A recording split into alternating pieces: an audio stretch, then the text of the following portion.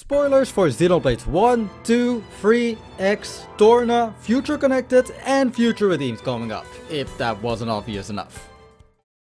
The Cloud saga in Xenoblade has officially come to an end. If we count the DLC campaigns, we have 6 stories that were told in this saga. I thought it would be interesting to compare how I feel about the endings of these 6 games. And also X because that exists. There are a few details in these conclusions that I don't feel get enough love, but at the same time I also have some problems that I almost never hear anyone else talk about. And before we begin, I'm just gonna lay out some ground rules for the ranking. First of all, what counts as an ending? For me, it's everything that happens after you've beaten the final boss. So basically the last cutscenes and the credits. Second of all, how will I decide which ending is better? Well, it's of course subjective. The most important for me is how satisfied they left me. These endings can be great because they left me emotional, because they wrap up the story nicely, or just because they gave us a lot of answers we were looking for. The music also plays a big part for me, so I'll mention my thoughts on that as well. Without any further ado, here is my ranking of all the Xenoblade endings, starting at the bottom.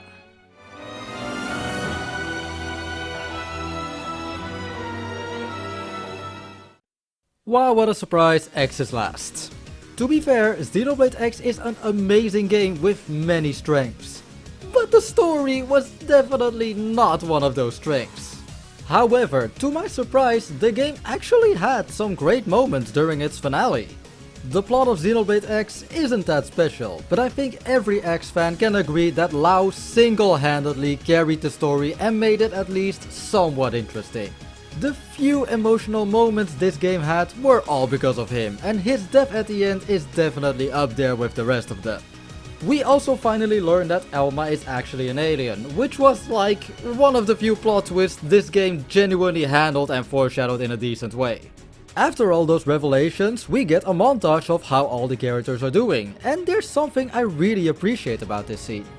During the whole game, there are these optional side characters that you can recruit, and they all appear in this montage, even if you've never met them before. That's really nice, considering that they almost never get any attention outside of this. The music that plays from this cinematic onward is called Your Voice, and it's good.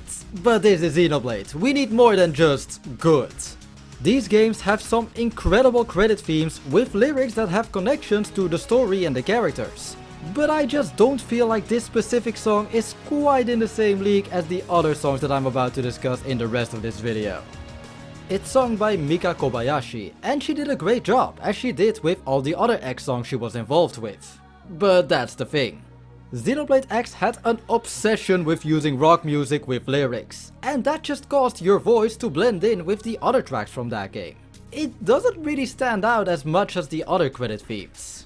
However, my biggest problem comes in after the credits are over. For some reason, the people at Monolith thought it was a good idea to reveal like 5 new mysteries in the last minutes of the game without giving you a proper answer to them. Hey, the human database is broken and everyone should have been dead the whole time. What's the deal with this planet? Oh hey, Lao is still alive. But who's this guy with a rope? And after asking all of these questions, the game just ends on a cliffhanger, which to this day is still unresolved. It's funny actually, I think the overall story of X is a predictable and boring mess, but the ending actually manages to nicely wrap up all of its plot threads. It was literally all okay until the very last minutes, where they suddenly introduced new plot points that won't get resolved until we get a sequel that Monolith is refusing to make. I still like all the things that I praised about X's finale, but these multiple unresolved cliffhangers just left too much of a sour taste in my mouth. I genuinely just don't feel like I can put this ending above any of the other ones. I still love you, Xenoblade X. I'm gonna say a bunch of positive things about you in the future, just not today.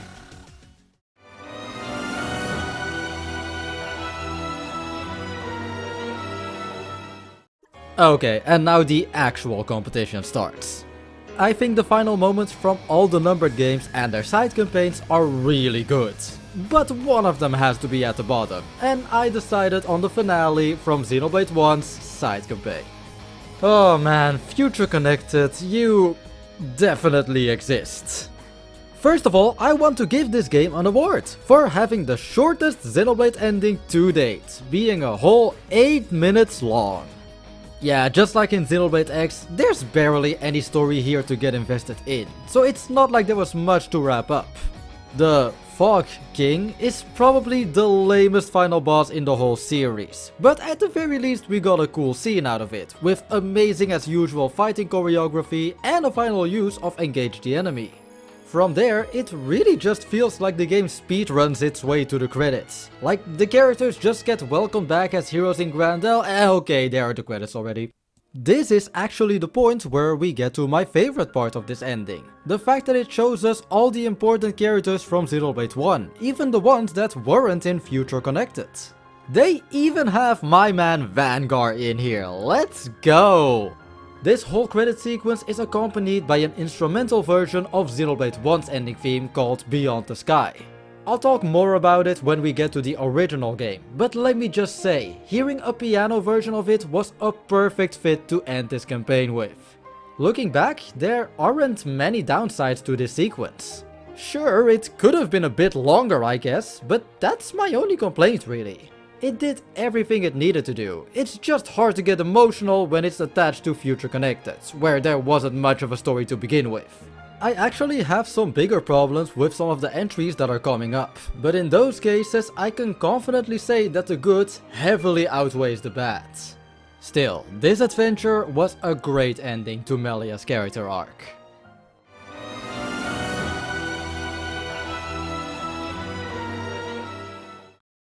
At number 5 I have Xenoblade 1, the classic. This ending actually sets a lot of trends when you look at the other endings. One of those trends being a big lore dump after beating the final boss. In this case, it's Elvis revealing Zanza's backstory of how he was a mad scientist that destroyed his world and created new ones, which caused him and Mayneth to become the new gods. On the one hand, this can just come a bit out of nowhere for a new player. I've even seen some people that just start laughing when Elvis tells you that he's a computer. It can seem a bit ridiculous at first, but on the other hand, I really respect how this sets up a connection with the rest of the series while still working as a good standalone ending. Elvis being a computer just becomes way cooler once you realize he's actually Antos, and that he basically acted like a mediator between Mayneth and Zanza. But hold on, this isn't Future Connected, we still have a lot more to go over. All the party members get their cheesy one-liners about the future, and then Shulk reveals his final wish to Elvis. No. What I wish for is a haircut that says, "Look, I've just had my haircut." Oh wait, wrong scene. Anyway, in Shulk's new world, we start off with a first-person view out of Fiora's perspective, teasing a very big change to us.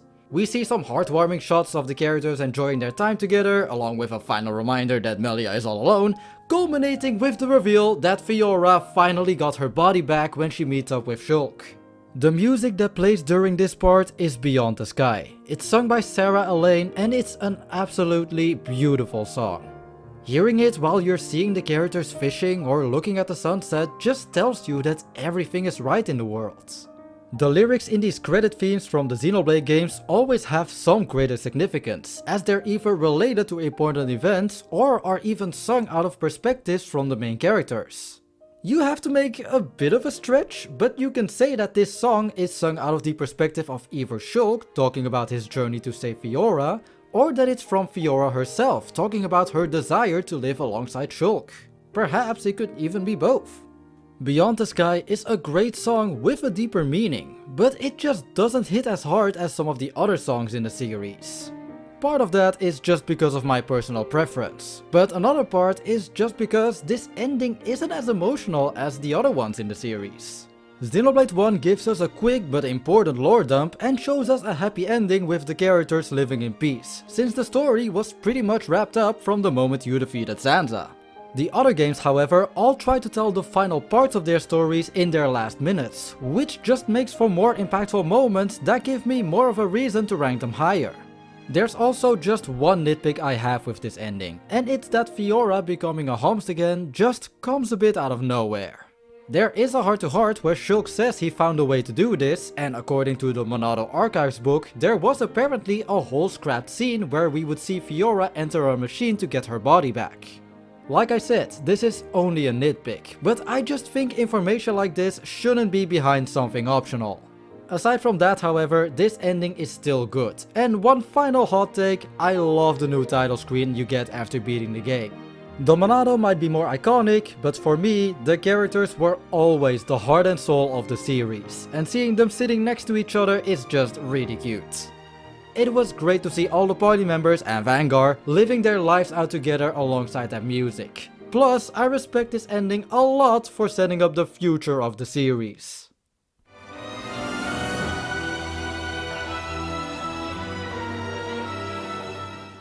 This top 4 was really close. These next entries are all peak, the best this series has to offer. But one of them had to be number 4, and I chose the end from Xenoblade 2. Compared to the original game, this finale is less peaceful and way more all over the place. Malos just had a sad farewell, the characters are wishing it could have gone differently, and no time for that, the world tree is gonna collapse, you have 5 minutes to escape, go, go, go! This is just a setup so that Pyra and Mythra can sacrifice themselves, so we have an even bigger reason to be sad. But I have to admit, it worked. The ending really starts to pick up here, and the emotions are boosted a lot thanks to the music. The next part where all the characters are going through the escape pods should be chaotic and frantic, but instead I just get tears in my eyes every time I watch it. I just love this entire sequence so much. The music called Tomorrow With You, combined with Rex helping Poppy, Numa's final speech and her final answer to Malos, it all comes together so nicely. Now then, I'm gonna skip over some events to talk about my other favorite part, namely the credits, where 2 different songs play. I want to highlight the second one called One Last You, sung by Jen Bird. This song set my standard for credit themes in Xenoblade. The lyrics are sung from the perspectives of Pyra and Mythra, looking back on their final day with Rex. At first, it might seem like this song is just a nice send-off to them, but its main purpose was probably to bolster this next scene where we go back to the main party. Numa's core crystal starts to glow, and to everyone's surprise, the 2 girls come back with 2 separate bodies. I've heard so many criticisms of this ending that just completely miss the point of this entire game. Some people say that Pyra and Mythra returning undermines Rex's character development, because there are no consequences to his actions anymore. That's not how it works. Rex's arc is about accepting that he sometimes can't save everyone. Again and again he puts himself and others in danger instead of listening to reason, but not here. In the end, he still made the right choice to leave Numa behind. Obviously it took a while to convince him, because who the fuck would let the love of their life die so easily? And sure, his girlfriends came back in the end, but that doesn't change the fact that Rex finally did what he couldn't do for the whole game. Other people then say that Pyra and Mythra getting revived makes no sense, and that it was only done for a forced happy ending. I don't even have the time to go into all the reasons why this is so wrong. Look, here's the short version. Aegises can live for a short period without their core crystals, and here Numa transfers hers to Rex, which means that she can now die and be resonated with again like any other normal blade. I actually think it would only be forced writing if Pyra and Mythra were actually left dead. Not only because it wouldn't make any sense lore-wise, but also because Numa's character arc and this entire game are all about finding reasons to keep on living. Just like with Xenoblade 2 as a whole, I think the ending is overhated for some incredibly dumb reasons. But I can still admit it's not perfect. The voice acting, for example, is solid overall, but still has some shortcomings. The whole final stretch of 2 also just has way too many moments where characters are saying something that we're not allowed to hear. It just reduces the weight of these scenes when it's overdone like this. And last of all, shout out to my girlfriend for this one, some of your party members are way too quick to accept Pyra and Mythra's death. Obviously everyone looks sad at first, but then 10 minutes later everyone is just chilling and looking at the fireworks like their friend didn't just die. I get that they're probably just relieved after everything that just happened, but Come on, Rex is the only person here that looks even a little bit sad, and no one is even trying to comfort him. My girlfriend says she hated this part, because aside from Rex, everyone seems to have already forgotten about the fact that Pyra and Mithra, two friends they spent a lot of time with, have just sacrificed themselves. This doesn't really affect my enjoyment of this ending, but it is something that I always have in the back of my mind now when I get to this part. Still, despite a few hiccups, I still love this finale to bits. It got me way more emotional than every previous entry on this list combined. And then there's one final touch I really want to mention. The song One Last You ends with a piano leitmotif of Xenoblade 2's main theme.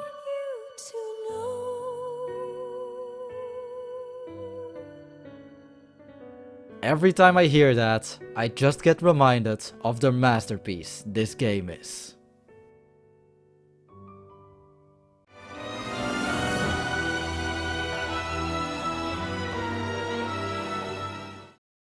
I'm honestly still not entirely sure how to feel about the ending of Future Redeemed.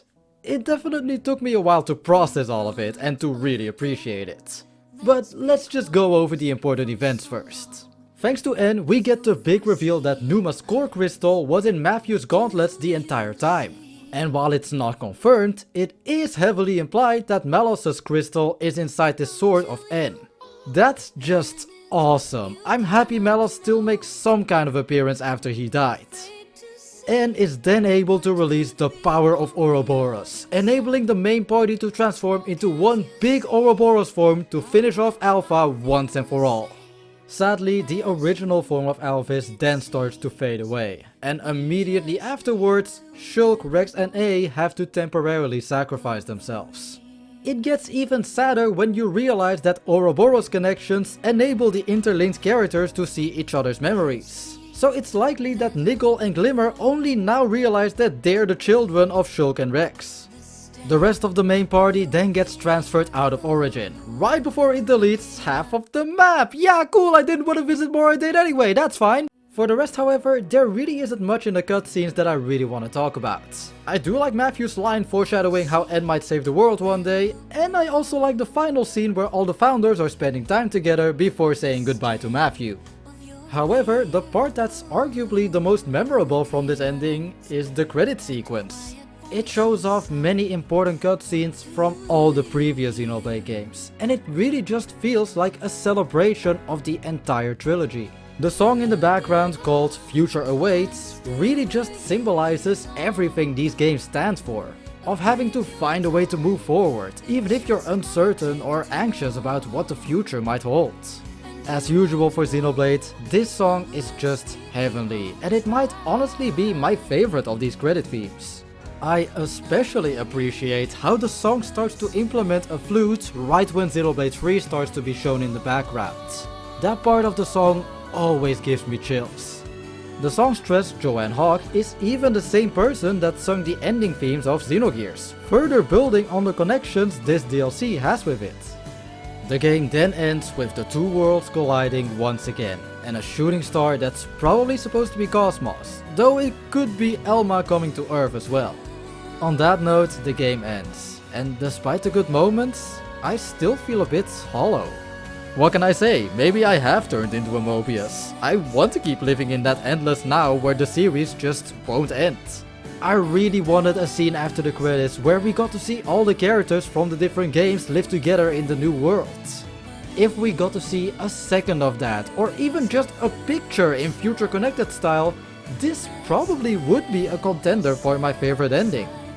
I completely understand why this wasn't done, and objectively this ending might be better written or more profound because of it. But subjectively, I definitely wouldn't have minded just a bit more fan service at the end. What can I say? I guess I'm just greedy like that. However, this is still a really fitting conclusion to the Cloud Saga, and honestly, this wonderful music alone is enough to justify a high placing for me.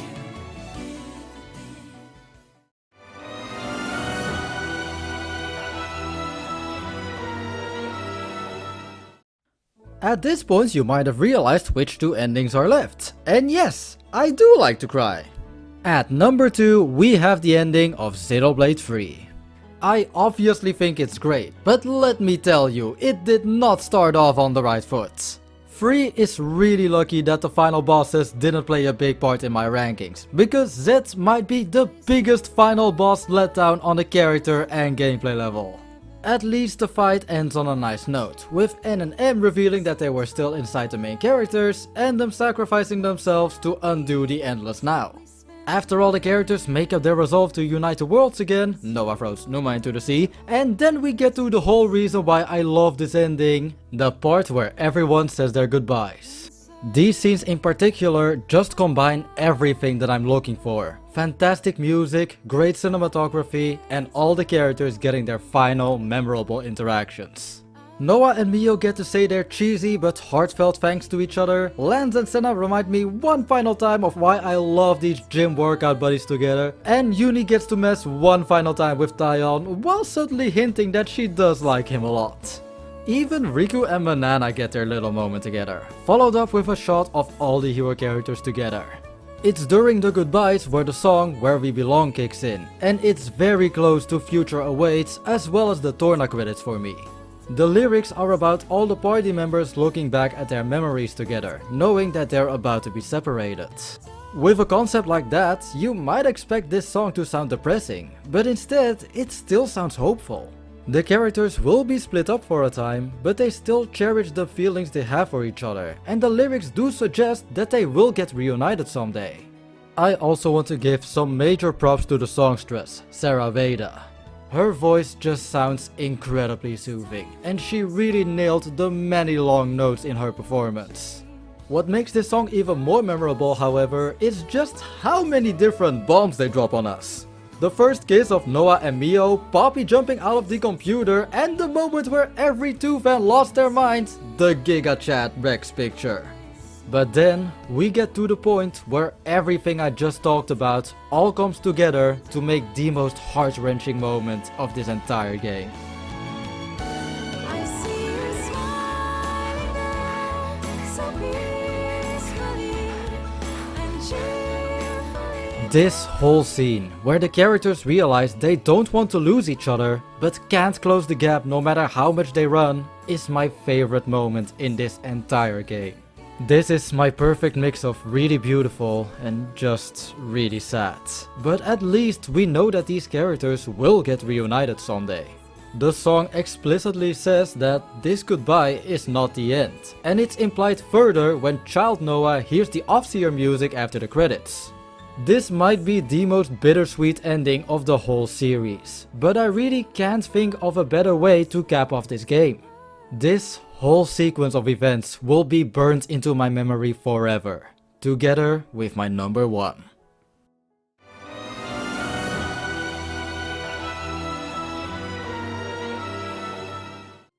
I just said that Xenoblade 3 has the most bittersweet ending, because the ending from Torna isn't bittersweet, it's just really depressing. Even though you beat Malos, he still manages to destroy Oresco. Milton and all those civilians you helped out are now likely dead. For the whole game, Mithra and Adam were afraid to unleash the true strength of the Aegis. But the death of her friend caused Mithra to lose control of not just her powers, but everything about her. The emotionless look on her face shows that she's not the one controlling her powers. Her powers are controlling her, showing no care for anything but defeating Malos. She eventually succeeded, but at the cost of Hugo and the entire Tornan Titan. Mithra was already one of my favorite characters in 2 before I played Torna, but back then it was mostly for her sassy but kind personality. When I saw this scene, however, where she sees the aftermath of her actions and when she sees Mikhail treating her like a monster, it really changed my entire perspective of her. Pyra and Mithra's whole character arc about seeing themselves as a danger to the world and them just needing one person who can accept them for who they are just got that much more weight for me after seeing this. It also helps that Mithra's voice actress absolutely killed it this scene. Xenoblade 2 was the first game Sky Bennett ever voice acted in, and you can tell she wasn't that experienced at the beginning of 2. When we got to Torna, however, you can tell she completely grew into her role as Mithra. She really put everything she had into those screams at the end, and it really helped to sell the emotions of those scenes. That was only the beginning of the end, by the way. After that, Adam and Pyra set off to seal the Aegis sword away. We're then left alone with Laura's group as she encounters Gort again. Yeah, you remember him, right? I'm gonna be honest, on my first playthrough, I hated this part of the ending, because I felt like Gort was shoved in there at the last minute. I almost completely forgot he existed, and this part does come a bit out of nowhere. But maybe that was the whole point. This goes to show that Laura's past keeps haunting her when she least expects it, unless she finally confronts it. The final battle against Gort serves as a conclusion to Laura's character arc, and I think it does work, even if it drags on for way too long. It gets a bit more interesting the further you think about it, but more than anything, I just feel more neutral about this part rather than really loving or hating it. Thankfully, the ending picks up again when that is all over. When the vocal song kicks in, we see a mix of tragic events unfolding and some foreshadowing for plot points in the main game. First we see Amalthus working his way up the Indol ladder by straight up assassinating his competition. He then crosses paths with Zetar, hinting at the fact that he will eventually found Genbu under the name of Adam and that Indol will end up blackmailing them. After that, we get our final reminders that no one in the final party gets a happy ending. Adam watches as the ship with the Aegis sinks to the bottom of the Cloud Sea, and we then get to see Laura's group enjoy their time together with the army of Amalthus lurking behind them. All the while, the credit theme called A Moment of Eternity keeps playing in the background. Just like One Last You, it's sung by Jen Bird, but this time the lyrics sound like they're from the deceased Laura and are meant for Jin. It's a song reflecting on their time together and how Laura wants Jin to always treasure the memories they had together. This used to be my favorite ending song before Future Redeemed came out. The instrumentation, vocals and meaning of the lyrics all come together to create a beautiful song that holds so much meaning in the narrative. It's this final verse, however, which plays right after Jin's iconic speech, that always gives me chills. Promise me that you'll walk again. Won't you show me that smile? And I know you will find that someone who will help you move on. The reason why I love this ending and Torna in general is because it was so emotional while building on the history and characters of Allrest. I love how the credit theme is used to convey Laura's final wishes for Jin. I love how both his and Mithra's character development get so much more meaning because of what happened here, and I love how we get to see so much foreshadowing for the main story of 2. The ending of Torna got so many emotions out of me and changed my perspective on 2 so much that I can't help but put it on my number 1. Ever since I've beaten Future Redeemed, I can't help but look back on my experience with all the different games in the Cloud Saga. Over the last few years, I really enjoyed seeing the series evolving and improving with each entry. Even if there are things that I wish were done differently in these games, at the end of the day, I'm still grateful I got to experience this amazing trilogy. Thank you very much for watching, feel free to leave a like or comment if you enjoyed, and subscribe if you want to see more like this. This has been MaxMonado, signing out.